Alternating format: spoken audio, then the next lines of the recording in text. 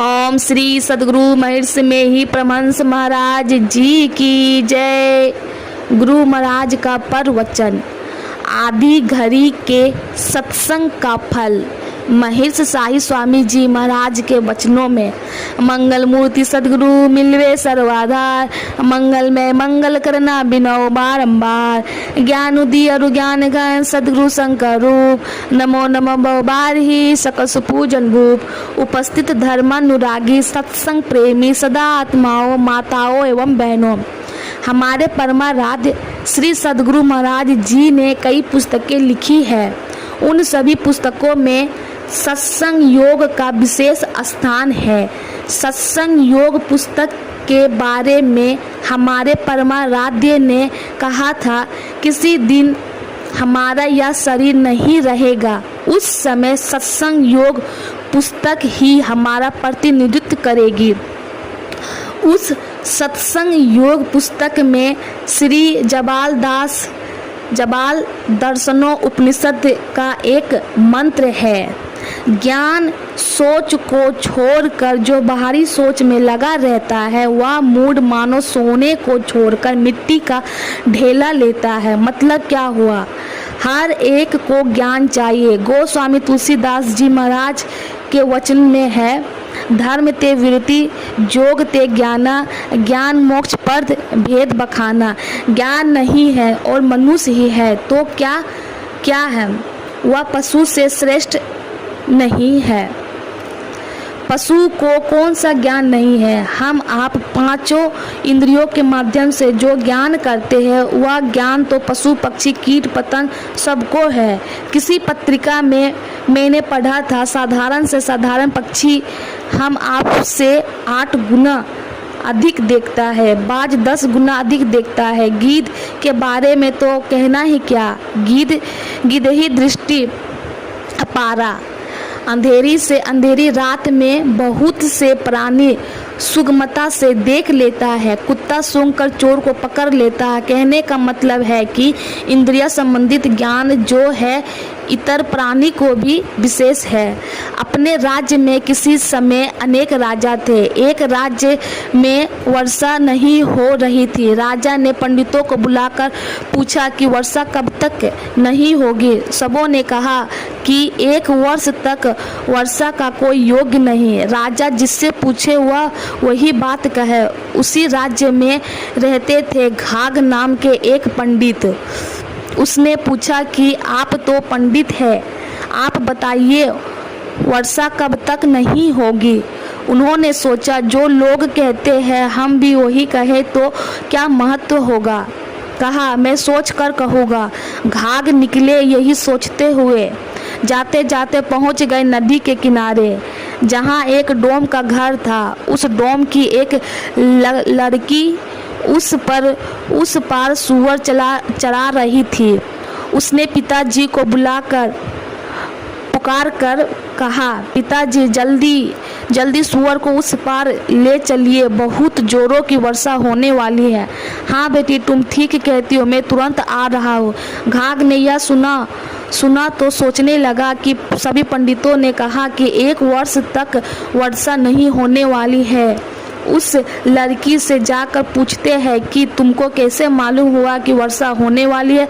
लड़की कहती है, देखते हैं सूअर को पूंछ उठाकर इधर उधर भाग रहा है, यह वर्षा का लक्षण है। उसके पिता से जाकर पूछते हैं, आपको कैसे समझ गए कि सचमुच वर्षा होने वाली? कहते हैं, देखते नहीं चींटियां अपने अंडे लेकर इधर उधर भाग रही है। इसका माने कि 2-3 घंटे में जोरों की बारिश होने वाली है। घाघ लौटकर राजा के पास गए और कहा कि राजन, 2-3 घंटों में वर्षा होगी और बड़ी जोरों की होगी। ठीक 2-3 घंटों के अंदर काफ़ी वर्षा हुई। कहने का मतलब क्या हुआ?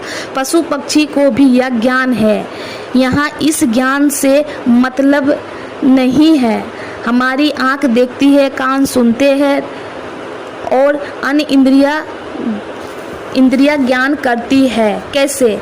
जीवात्मा की शक्ति से। जीवात्मा जब निकल जाती है तो आँख नहीं देखती, कान नहीं सुनते, कोई ज्ञान नहीं होता। सारा ज्ञान जीवात्मा को ही होता है।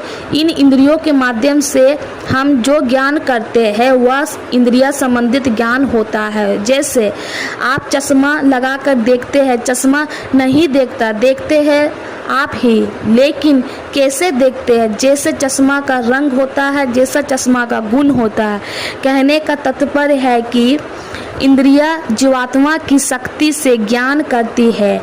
जीवात्मा का ज्ञान हो गया तब तो ज्ञान हो गया, नहीं तो इंद्रिया संबंधित ज्ञान तो सबको है ही। अब इस जीवात्मा का ज्ञान कैसे होगा? कपो उपनिषद में आया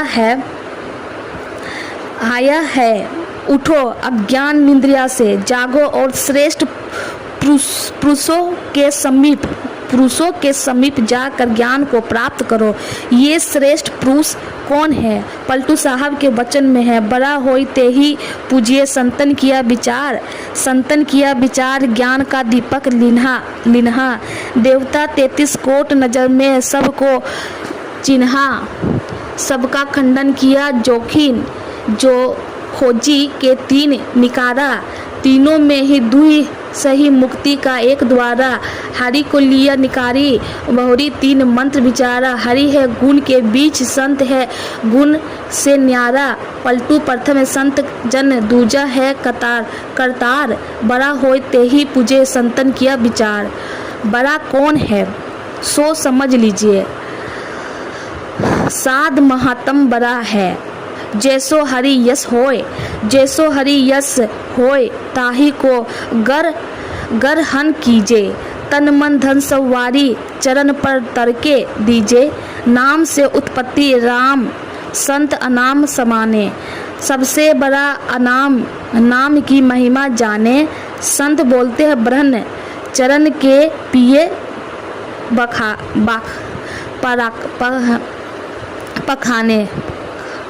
पखारन, बड़ा महाप्रसाद शीत संतन कर छारन, पलटू संत ने होवत्य नाम ना जानत कोय, साध महात्म बड़ा है जैसो हरि यश होय। ऐसे जो है वे है श्रेष्ठ पुरुष अर्थात संत। अब बात रही संत किनको कहते हैं? संत किनको कहा? जिनके दुख का हो गया अंत, जिनके वासनाओं का हो गया अंत, जिनके माता के घर में जाने का हो गया अंत, वे है संत। पहचानना मुश्किल है। किसी ने किसी महात्मा से पूछा, महाराज जी संसारी लोग और महात्मा में क्या अंतर होता है? उन्होंने कहा, बाहर से तो कोई अंतर नहीं होता है, अंतर है अंदर में। संत लोग मन के ऊपर सवार होते हैं और संसारी लोगों के ऊपर मन सवार होता है। मन की उपमा गरुड़ से दी गई है। गरुड़ है पक्षियों का राजा, उड़ने में इतना तेज कि पलक गिनने में जितना समय लगता है उससे कम समय में वह संसार का चक्कर लगा लेता है। वे है भगवान विष्णु का वाहन। भगवान विष्णु गरुड़ पर सवार होकर पलक गिनने में जितना समय लगता है उससे कम समय में संसार का कल्याण करते हैं। उसी तरह संत लोग मन पर सवार होकर अपना तो कल्याण कर ही चुके होते हैं, संसार का भी कल्याण करते हैं। संसार का जब भी कल्याण हुआ है संतों के माध्यम से ही हुआ है, और जिनके ऊपर मन सवार रहता है वे संसार की योनियों में चक्कर लगाते रहते हैं। जो संत है वे संसार का कल्याण करते हैं। उनके वचनों को ही अमृत कहा गया है और ऐसे संतों के संग को सत्संग कहते हैं। संतों के वचनों के संग का बहुत बड़ा महत्व है। जिसका जो संग करता है उसका उस पर रंग लगता ही है। इसलिए लिखा है, गुरु संगति गुरु होय, सो लहु संगति लघु नाम। चार पदार्थ में गने नरक द्वार काम। इसलिए संतों का संग कीजिए। इससे होगा क्या, एक बार वशिष्ठ जी विश्वामित्र के यहाँ गए। विश्वामित्र ने उनका बड़ा आदर सत्कार किया। जब चलने लगे तो 1000 वर्ष का तपस्या का फल उनको विदाई में दे दिया। कुछ दिनों के बाद विश्वामित्र वशिष्ठ जी महाराज के पास गए। वशिष्ठ जी महाराज ने भी उसका बड़ा आदर सत्कार किया। जब चलने लगे तो वह आधी घड़ी संतों के संग का फल उनको विदाई में दे दिया। उनके मन में बड़ा दुख हुआ। सोचने लगे, हम उन्हें 1000 वर्ष की तपस्या का फल दे दिया था और उन्होंने मुझे आधी घड़ी के सत्संग का फल विदाई में दिया, यह तो मेरा अपमान ही है। उनके मन में यह बात वशिष्ठ जी समझ गए। उन्होंने कहा, देखिए, आपको आधी घड़ी सत्संग का फल बहुत कम मालूम पड़ा। हम अपने मुंह से क्या कहें, चलिए इनका निर्णय कर लिया जाए।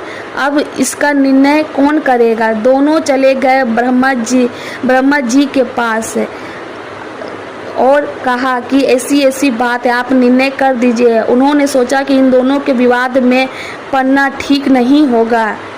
निर्णय किसी के अनुकूल होगा, किसी के प्रतिकूल होगा। जिसके प्रतिकूल होगा वह रंज हो जाएगा। ब्रह्मा जी ने कहा, देखिए, हमको सृष्टि के बहुत सारे काम है, हमको फुर्सत नहीं है।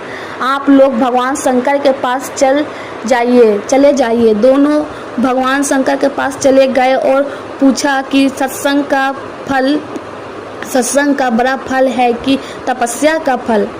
उन्होंने सोचा कि इस विवाद में पड़ना ठीक नहीं है। उन्होंने साफ कह दिया, देखिए, जिस समय समुद्र मंथन हुआ था उसमें 14 चीजें मिली थी। सबों ने सब कुछ ले लिया, लेकिन विष मुझको पिला दिया। जब से मैंने विष पिया है मेरी निर्णय करने की शक्ति समाप्त हो गई। मुझसे यह काम नहीं होगा। अच्छा होगा कि आप लोग भगवान विष्णु के पास चले जाइए। दोनों जब भगवान विष्णु के पास गए तो उन्होंने कहा कि देखिए, जो सत्संग करे, तपस्या करे, वही इस बात को जाने। हम तो ना सत्संग करते हैं और ना ही तपस्या करते हैं। अच्छा होगा आप लोग शेषनाग के पास जाइए। शेषनाग के पास गए, जाकर सब बताया। शेषनाग ने कहा, हाँ, हम फैसला कर देंगे, लेकिन देखिए, हमारे ऊपर पृथ्वी का भार है। आप दोनों में से कोई इसे संभाल लीजिए तो मैं फैसला कर दूंगा। विश्वामित्र मुनि ने अपने जीवन की सारी तपस्या का फल लगा दिया और जब पृथ्वी को संभालना चाहा तो लगा कि पृथ्वी रसातल को चली जाएगी। कहा, देखिए, हमसे यह काम नहीं होगा, अब आप ही संभालिए।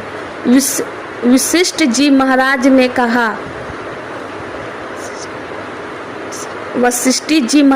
कहा, ठीक है, आधी घड़ी के सत्संग का जो फल है उसके प्रभाव से पृथ्वी शेषनाग के फन से ऊपर चली जाए। इतना कहते ही पृथ्वी ऊपर चली गए। शेषनाग बोले, अब फैसला करने को बाकी ही क्या रह गया। वशिष्ठ जी के पैर पर विश्वामित्र गिर पड़े। कहने का मतलब क्या हुआ? कहने का मतलब है कि संतों के संग की कितनी बड़ी महिमा होती है। इसलिए संतों का संग करना है और उनके वचनों को सुनना है। सुनने का ढंग क्या है? सत्संग करना, मन तोड़ शरण संतन की, अंदर अभिलाषा लगी रहे चरणन की, सूरत तन मन से साचे रहे रस पीती, कोई जावे सज्जन कुफूर काल को जीती। सत्संग करना मन को तोड़कर। कहाँ से? संसार के प्राणी पदार्थों से जुड़ा हुआ है मन, उसे तोड़कर और संतों के वचन में जोड़कर जब सुनिएगा, ऐसा जो कोई सुनने वाला है, कोई सज्जन कुफुर काल को जीती, मजबूत काल को भी जीत लेते हैं, लेकिन केवल सुनना ही नहीं।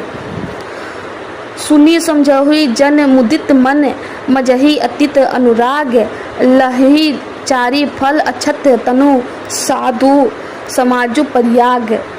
विचार हुआ ज्ञान ही ठहराव होता है। जैसे कोई घड़ा है, एक कच्चा घड़ा है, एक पक्का घड़ा। घड़ा तो दोनों ही है, लेकिन कच्चे घड़े में पानी नहीं ठहरता। इसलिए विचारिए, एक भूखा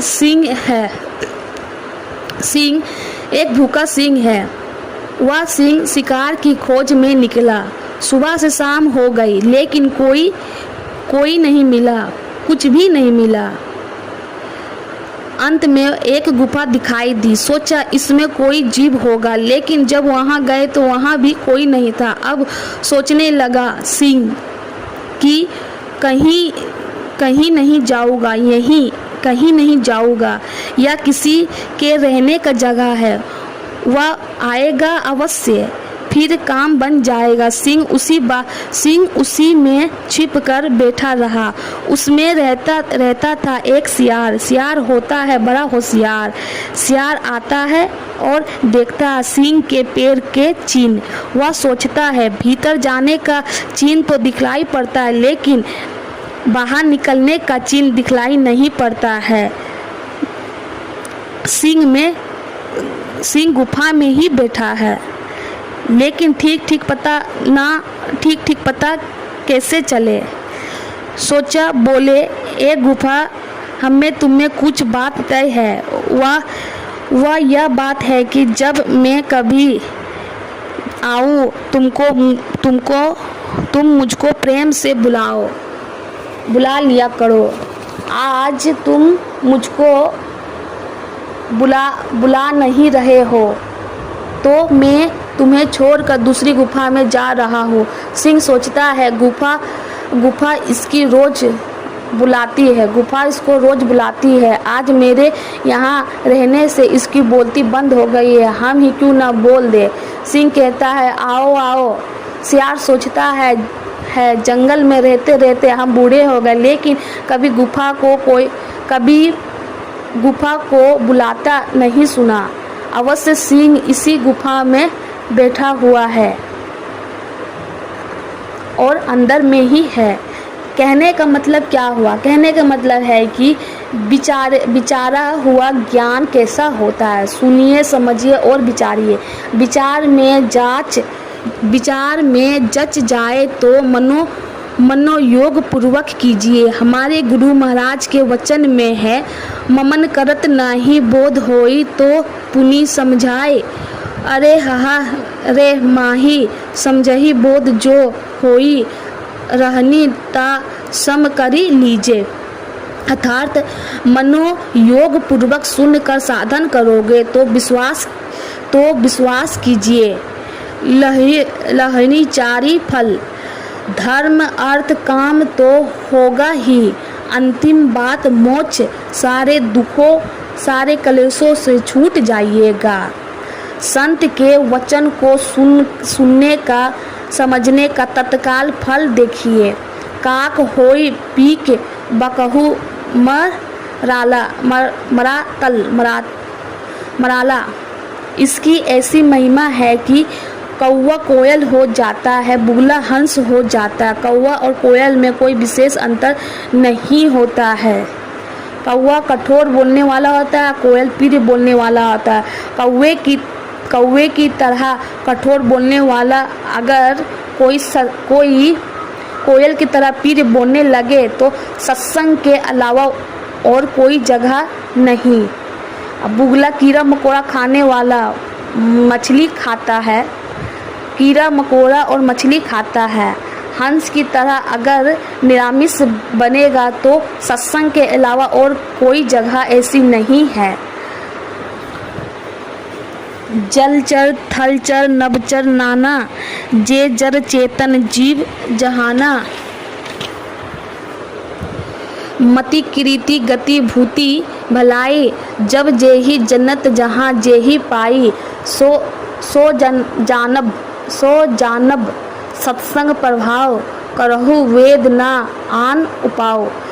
इस सत्संग की क्या महिमा है। सबसे पहली बात कि सत्संग करने वाले को सुबुद्धि होती है। जहाँ सुमति तहाँ संपत्ति नाना, जहाँ कुमति तहाँ विपत्ति निदाना। इसलिए भगवान राम ने सबरी माई को यही कहा था, अगर तुम अपना परम कल्याण चाहती हो तो प्रथम भक्ति संतन कर संगा। सबसे पहली बात तुम्हें संतों का संग करना पड़ेगा। केवल संग करना पड़ेगा सो बात नहीं, दूसरी रति मम कथा प्रसंगा, वहाँ कथा प्रसंग भी सुनना पड़ेगा। कौन सा कथा प्रसंग? जिसको सुनकर मम रति मुझको प्रेम उपजेगा, और जब तक मुझ में प्रेम नहीं होगा तब तक मेरी भक्ति कैसे होगी। प्रेम बिना जो भक्ति है सो निज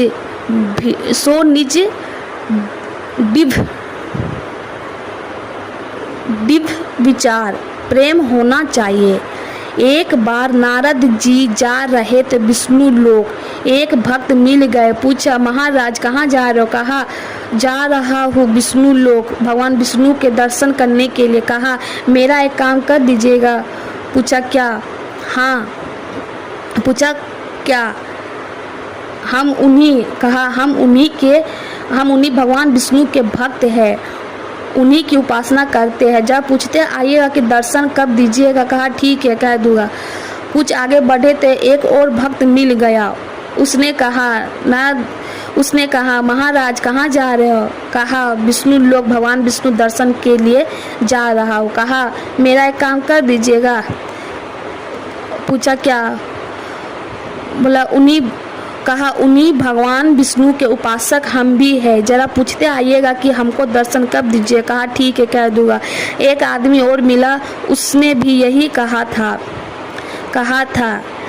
आप दोनों का प्रश्न एक ही है, एक ही प्रश्न में दोनों का उत्तर हो जाएगा। नारद बाबा चल गए विष्णु लोक। वहाँ से जब चलने लगे तो कहा भगवान रास्ते में आपके दो भक्त मिल गए, दोनों का एक ही प्रश्न था कि आप उसको दर्शन कब दीजिए। भगवान विष्णु ने कहा दोनों के लिए एक ही उत्तर है, जाकर कह दीजिए दोनों से कि जिस वृक्ष के नीचे बैठकर वो उपासना कर रहे हैं उसमें जितने पत्ते हैं उतने साल बीतने पर हम दर्शन देंगे। नारद जी जब लौटे तो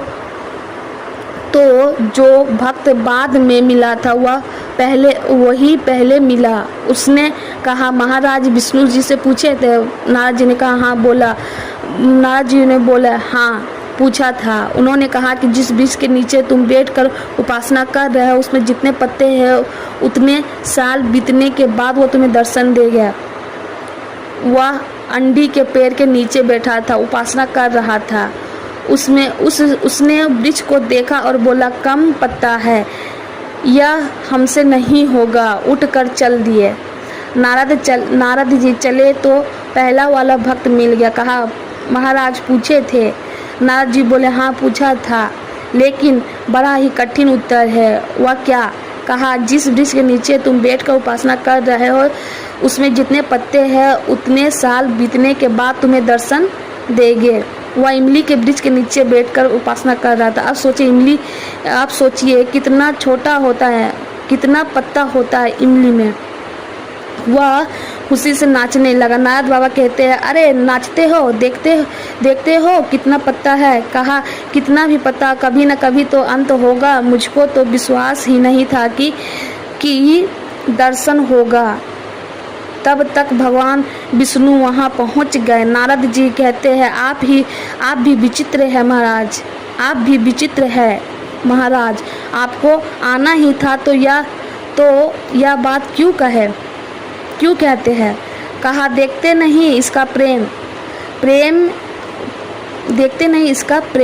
प्रेम की यह महिमा है। प्रेम दूरी को दूर भगा देता है, लेकिन यह प्रेम होता है कैसे? यह प्रेम एकमात्र संतों के संग करने से होगा। इन सब बातों को जानना और जानकर जीवन में उतारना ही है। बोल प्रेम से।